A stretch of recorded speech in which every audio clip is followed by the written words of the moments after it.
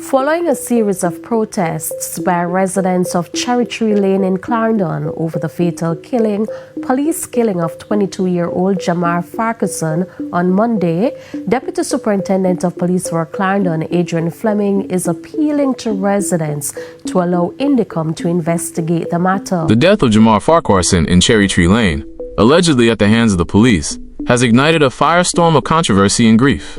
It is a story all too familiar in Jamaica, where the public is often left to piece together the truth from conflicting accounts. A police narrative of a confrontation with a gangster, and a community's outcry of a brutal and unjustified killing. In this vacuum of information and trust, how can the public ever feel confident that justice has been served? When an event of this magnitude occurs, leaving a family shattered and a community in shock, is it not the responsibility of the authorities to provide an indisputable record of what transpired? This is precisely why the discussion around body cameras is so critical. The case of Jamar Farquharson underscores the urgent need for a tool that can act as an impartial witness. Imagine if the officers involved had been wearing body cameras. The footage could have confirmed whether Farquharson was indeed a threat, as claimed, or if he was, as his family alleges, a victim of excessive force. Would not a clear and objective record of the event have immediately put to rest the speculation and distrust that now plagues this case? The implementation of body cameras is not just about catching bad officers. It's about protecting the good ones from false accusations and, most importantly, about restoring public faith in a system that so often seems to fail its most vulnerable citizens.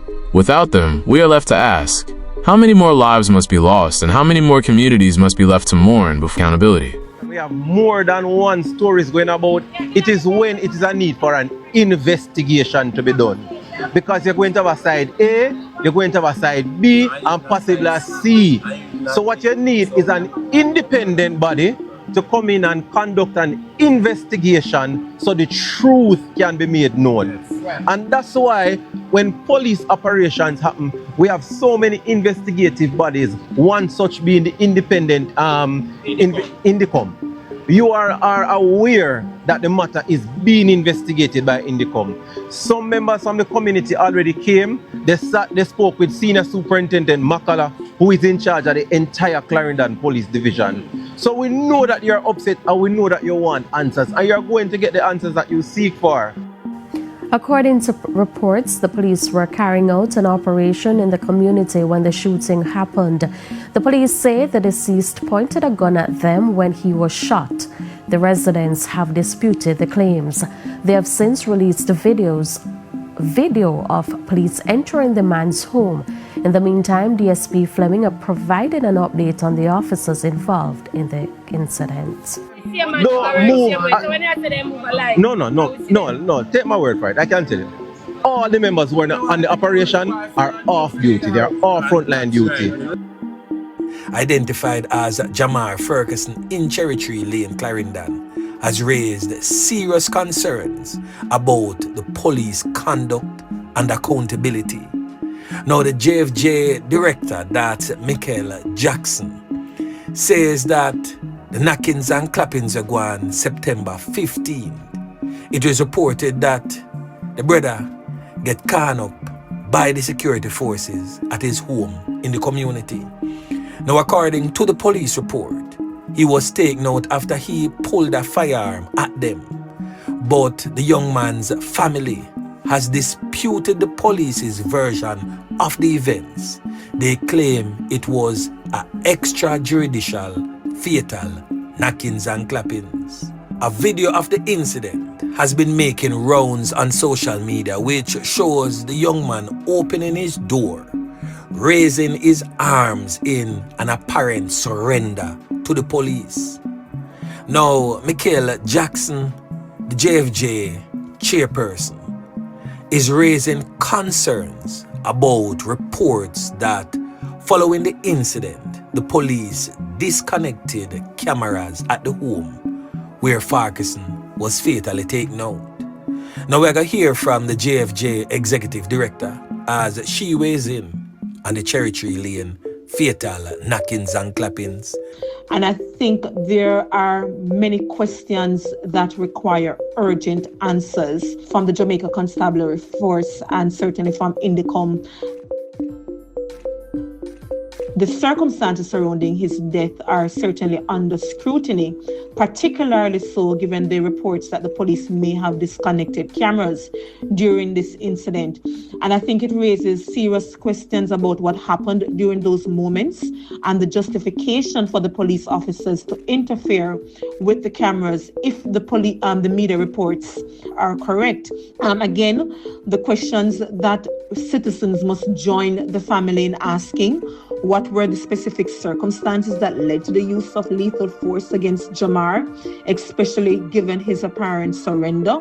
If the media reports are true that the surveillance cameras were in fact disconnected, JFJ, we take this opportunity to reiterate the call for the mandatory use of body cameras, especially in planned and tactical operations, because we want to ensure that there's transparency and accountability. We also call on the Police Commissioner, Dr. Kevin Blake, to give the country an update as to the status of the procurement of the body-worn cameras. I think when we look at this particular incident, it is very clear that there need not be any specialized body-worn cameras, because the ordinary body-worn cameras that are currently in use would be just fine, because it would give you an idea of what happened before, even if not during, but certainly after an incident. The introduction of police body cameras represents a fundamental shift towards a new era of policing, one built on transparency and accountability. In a country like Jamaica, where public trust in the police force has been consistently undermined by allegations of misconduct and excessive force, these cameras offer a tangible solution. They are not merely recording devices, they are instruments of justice.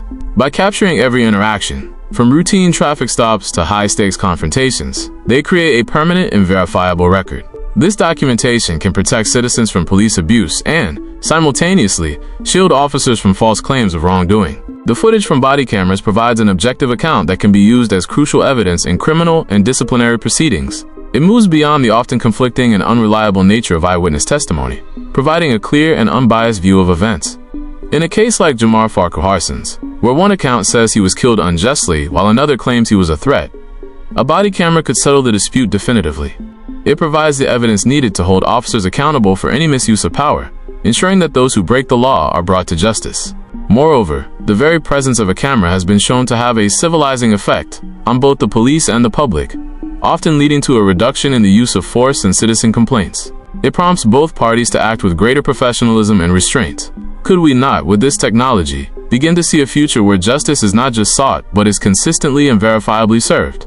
Is it not time to equip our law enforcement with the tools necessary to rebuild the trust that is so vital to a safe and secure society? Fully code my side. Fully code. With a dumb if me not talk my side. Tell you the truth. My side, my heart still a bleed. They see me wait and gather my evidence before me come even say anything about it, My side. I'm gonna listen me keenly, man.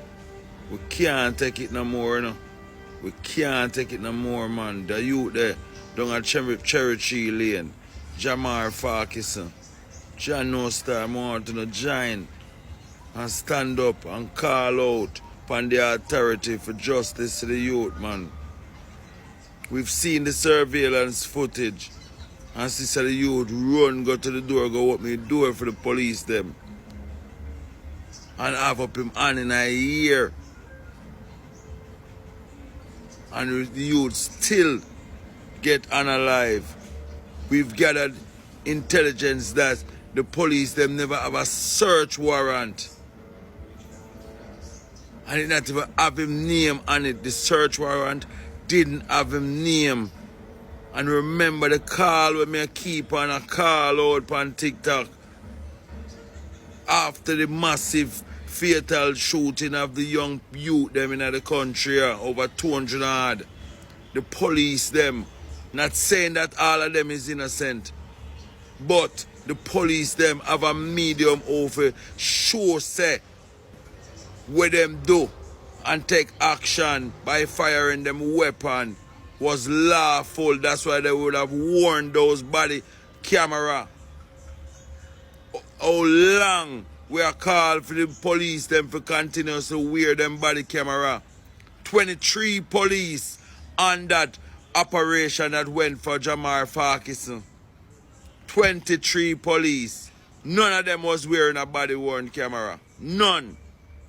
They never have a search warrant with the young man's name on it. Jamaica, wanna stand up, man. And the whole of we feel is brethren. Stand up, man. From we know the youth innocent, we have to stand up, Jed. If him fire at the police, then we no business what will happen. But from him innocent, make we all stand up for justice to the youth. Cause it could have been phone pitney too. Could have been phone nephew. Could have been phone grandson. Jamaica. Could stand up, no man. Need justice to the youth, Jed. My heart a bleed when we see a young man life just take so.